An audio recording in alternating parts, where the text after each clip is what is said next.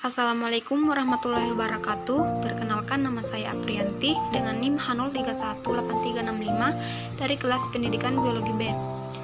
Untuk memenuhi mata kuliah final pengembangan bahan ajar, di sini saya memposting video presentasi tentang materi pengembangan bahan ajar. Pengertian bahan ajar. Bahan ajar adalah segala bentuk bahan yang digunakan untuk membantu guru atau instruktur dalam melaksanakan kegiatan belajar mengajar di kelas. Bahan yang dimaksud berupa bahan tertulis maupun bahan tidak tertulis.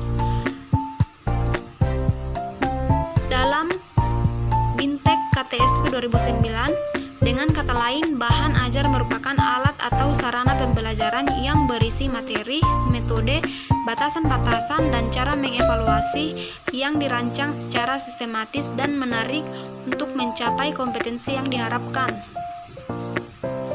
Kemudian jenis-jenis bahan ajar yang digunakan yaitu yang pertama, lembar informasi atau information sheet, yang kedua operation sheet, yang ketiga job sheet, yang keempat worksheet, dan yang kelima handout atau yang merupakan bahan tertulis yang disiapkan oleh seorang guru yang memperkaya pengetahuan peserta didik. Kemudian yang keenam, modul merupakan alat atau sarana pembelajaran.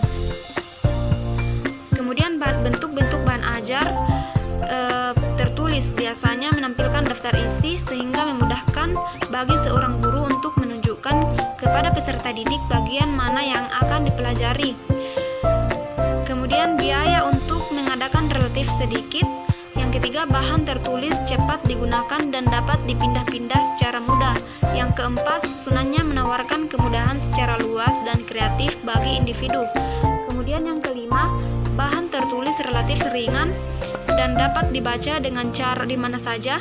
Yang keenam, bahan ajar yang baik akan dapat memotivasi pembaca untuk melakukan aktivitas seperti menandai, mencatat, membuat sketsa.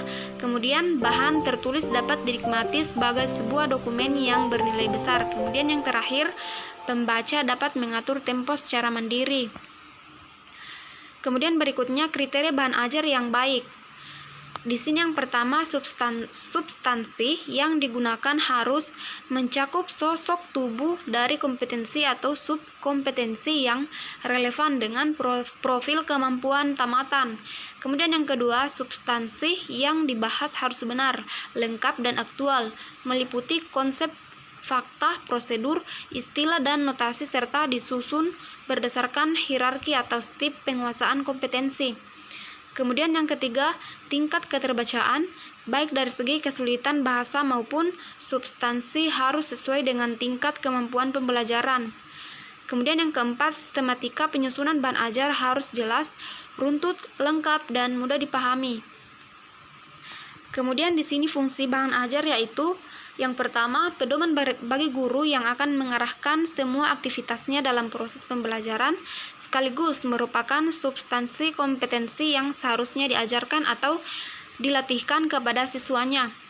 Kemudian yang kedua, pedoman bagi siswa yang akan mengarahkan semua aktivitasnya dalam proses pembelajaran, sekaligus merupakan substansi kompetensi yang seharusnya dipelajari atau dikuasainya. Kemudian yang ketiga, alat evaluasi pencapaian atau penguasaan hasil pembelajaran. Yang keempat, membantu guru dalam kegiatan belajar mengajar. Yang kelima, membantu siswa dalam proses belajar. Yang keenam, sebagai perlengkapan pembelajaran untuk mencapai tujuan pembelajaran. Kemudian yang terakhir, untuk menciptakan lingkungan atau suasana belajar yang kondusif. Kemudian tujuan pengembangan bahan ajar. Bahan ajar disusun dengan tujuan antara lain sebagai berikut. Yang pertama itu menyediakan bahan ajar yang sesuai dengan tuntutan kurikulum dengan mempertimbangkan kebutuhan peserta didik, yakni bahan ajar sesuai dengan karakteristik dan settingan atau lingkungan sosial peserta didik. Kemudian yang kedua, membantu peserta didik dalam memperoleh alternatif bahan ajar di samping buku-buku teks yang terkadang sulit diperoleh. Kemudian yang terakhir, memudahkan guru dalam melaksanakan pembelajaran. Adapun manfaat pengembangan bahan ajar bagi guru yaitu yang pertama, diperoleh bahan ajar yang sesuai tuntutan kurikulum dan sesuai dengan kebutuhan belajar peserta didik. Yang kedua, tidak lagi tergantung kepada buku teks yang terkadang sulit untuk diperoleh. Kemudian yang ketiga, memperkaya karena dikembangkan dengan menggunakan berbagai referensi. Kemudian yang keempat, memperkaya karena dikembangkan dengan menggunakan berbagai diferensi dan pengalaman guru dalam menulis bahan ajar. Kemudian yang kelima, membangun komunikasi pembelajaran yang efektif antara guru dengan peserta didik, karena peserta didik akan merasa lebih percaya kepada gurunya. Kemudian dan yang terakhir, menambah angka kredit jika dikumpulkan menjadi buku dan diterbitkan. Baiklah, itulah tadi video presentasi dari saya. Kurang lebihnya mohon dimaafkan. Assalamualaikum warahmatullahi wabarakatuh.